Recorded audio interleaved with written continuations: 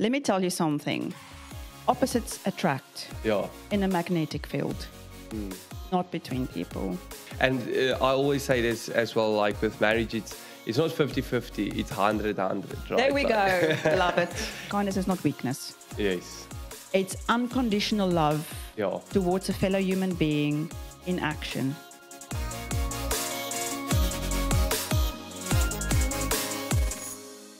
Hi guys, welcome to another episode of Buzzing. Mariska, our last one for today. It's been an honor to have you here, really, and you're doing such a great and amazing job. So everyone must reach out to you. I would definitely encourage them as well. So going into this, and I mean, really, once again, what I see in small businesses, the importance of marriage in business, especially if spouses are working together. But maybe walk us through a little bit in the journey, right, that you walk through with people, and how important is it to actually get marital coaching? All right. Are you ready? I'm ready. Okay. So when there are 8 phases and stages Wow. of a relationship, I'll focus on this one. The first one is you've got my attention. Then I feel attraction. Then there's connection. Then there's chemistry. It's like the oxytocin. I want to know more. I want to spend more time with you. It's being together all the time, right? Then there's the connection. Nou soos gekies. But then there's step number 6, which most people miss. I will get to it now. And then from connection, people jump over to number 7, which is commitment. Yes. Nou trou ons. Nou trou ons. Okay. And then number 8 is the alchemy. It's becoming more together, the mutation of 2 people.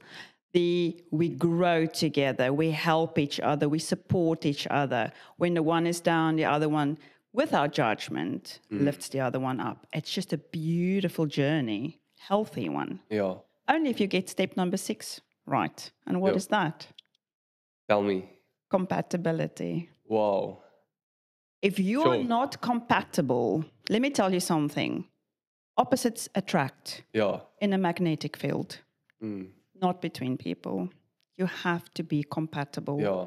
You have to be emotionally compatible. If you cannot allow space for someone to have an emotional reaction or listen to their emotional needs, and intellectual compatibility, Yeah. spiritual compatibility, Yeah. physical compatibility, our hobbies. What can we do together? I don't say do everything together. Yeah. You still need to maintain your identity. But what can we do together? If you're opposites, this one is gonna want to read a book the whole day. Yeah. And the other one would like to go do wine tasting the whole day. You know, it doesn't work. Yeah. So if your compatibility is right, I Yeah. tell you, you can have a dream relationship Yeah. in the future. So always check that. Right. Yeah. So I just want to touch on that. So, like, I mean, obviously, if you're touching on the compatibility premarital, you can highlight this to people, Yes. right? But now somebody gets married, they didn't see you, right? They didn't see anyone, and now they get married, and then afterwards they realize, hectic, but nothing of us is actually, our interest differs completely. There's nothing compatible about us. Is there like, because I mean, I obviously have a different answer from a spiritual perspective. It's like we need to make it work. But what do you do in terms of that, like from a compatibility perspective? Is it something that you can work on then? Like, will people just automatically change their interest? Like, what do you do about it then? What did I say? Until death do us part. Yeah, exactly. So let me tell you a story. I had a telephone call from a mother the other day. Yeah. You need to help my daughter. She's 20 years old. They've just had their first year anniversary. Okay. She got married when she was 19. Yeah. And how can I help her? I need to help her with anger management because she's at the point of wanting to kill her husband. I obviously didn't have Yeah. any premarital coaching. Yes. She had no idea what was waiting for her. And let me tell you, my premarital program is tough. Yeah. It's 18 intense sessions. Wow. Where we literally go and discover it all. Yes. Right. But to get back to in marital coaching, Yeah. if you differ, it's okay to differ, but then there's an awareness. Yes. Listen, this is my area of happiness and this is my area of happiness. Yeah. Right. And that's fine. Accept it and work with it. Yeah. But the most important thing is we all have a list, especially if you're a business owner and your wife is a business owner, or you work full-time and she works full-time, right? What is on my list? What is on your list? Yes. And just make sure that it's fair to both parties. I mean, there's this thing, the women need to do this and the man need to do that. No, things have changed. Yeah. And it's the mutual respect that brings mutual communication, which brings mutual understanding, which brings mutual cooperation. So we cannot cooperate peacefully and in harmony to grow this thing if we don't know what the hell we're doing. Yeah, exactly. And the other thing is, if we don't acknowledge our mistakes and we cannot apologize in a very good way and make sure that we don't put the blame on somebody else, but take responsibility, because nobody is perfect. Yeah. And also we have to have disagreements in order to grow. Yes. How am I going to know that you don't like this? Exactly. If there's not a little bit of, well, you know what, I didn't like what you did there. Yes. Like, not scream or yell or bring conflict. Sit down, have a decent human conversation like you did when you were in chemistry mode with oxytocin making you all gaga. Go back in that mode. And like you all still gaga, but we're just going to talk about it right now. Yeah, exactly. That's so good. And because what is the thing that drives us to a point like, or people like when they meet somebody and then all of a sudden they just want to be with that person the whole time? Because I see, I actually have an example in my head. I'm thinking of something like where they started dating somebody, or like what they say, they don't date anymore most these days. It's just like we automatically just in a relationship. But anyway, say go to a point like all of a sudden they with each other every single day. So what drives us to a point where we want that, and then what drives relationships to a point where that becomes something of the past? Because in the beginning it's so exciting, right? And we want to be with that person every single day. But now afterwards it's like they get used to the person, they know what they're going to have, who they're going to see, what jokes the person is going to have. Like why is there a time where people start pulling away then? Okay, to answer the first question, step number 4, the chemistry, and step number 8, the alchemy, are both the chemistries of the relationships. You can't have the alchemy if you've not had the chemistry. Yes. So the chemistry is the oxytocin. That's the bonding hormones, the love hormones, the crazy, I'm going crazy for your hormones. Yeah. But that wears off eventually. You have to pass your compatibility test in order for you to love eventually, because now you're in love. It's not like you're falling out of love. Yes. Your love deepens, your trust deepens, and that goes into the alchemy. That goes into a journey together. You don't have to talk the whole time because you know each other. Yes. But never take the excitement out. Yeah. And that's perhaps sometimes the stop. Yeah. Of relationships flourishing. It's because there's no more excitement. Oh, I know what you talk like. I know what you look like. I know what you wear. I know where you go to. No, stop with that. Yes. What are your activities together? When are your date nights? Why don't you have the butterflies anymore? Yes. What is it in you and your past experiences that have now caused for this relationship to stall? Sure. And it's not always the other person. Yeah. It's sometimes something within yourself or from a past experience that's causing the stagnation. Yeah, it's always the first place where you go is within yourself. Yes. And it always starts, the recovery always starts with yourself. If you want to change the world, you first change yourself. Yes, 100%.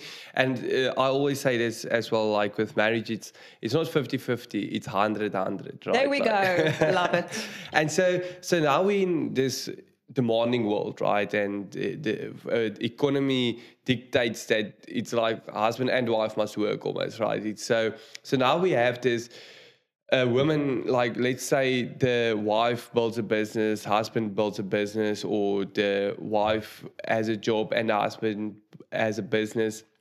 Where do you find the middle point of being able to make sure that that connection stays strong and that those people work on their marriages together? Because through business, I mean, for me, so many times I had to just check myself because I'm going through a lot of stuff in business. Clients are yelling at me.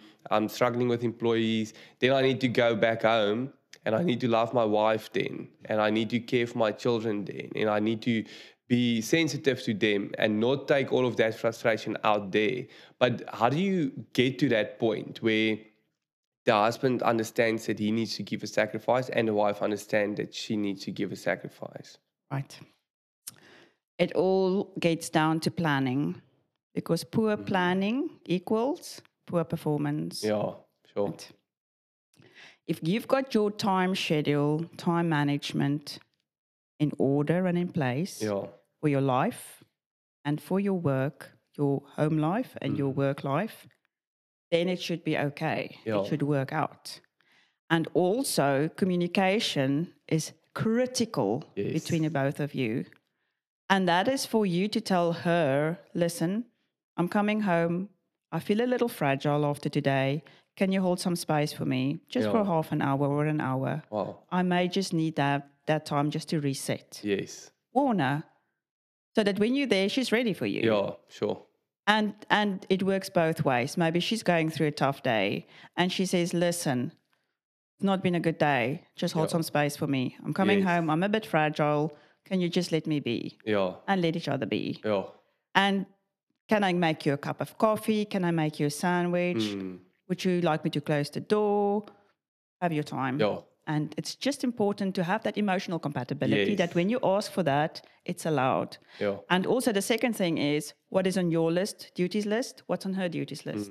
And there we go, the rods in the fire. Yes. What do we remove in order to have balance for our both businesses, for our home life, and most importantly, for the children that rely on us for emotional safety. Yes. So it's just a communication and getting the planning and the communication in place and saying, hold space for me. That's so good. Yeah, the communication is always key. And I love that, like you're saying, just phone her, tell her, listen, I had a rough day. I'm going to come home.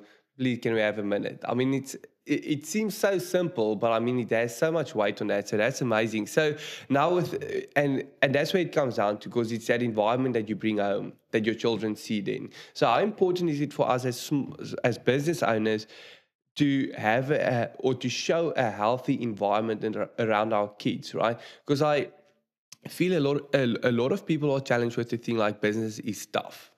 And you need to be tough when you go out there now, right? You can't, you need to, I don't want to say you need to be hard, but a lot of people feels like they need to be hard. But now when you get home, you can't be that person anymore. You need to love, right? You need to care for. So what is important for parents to understand when they are in business, going through so many challenges in the small business industry, how do you help parents then to coach their children in that aspect?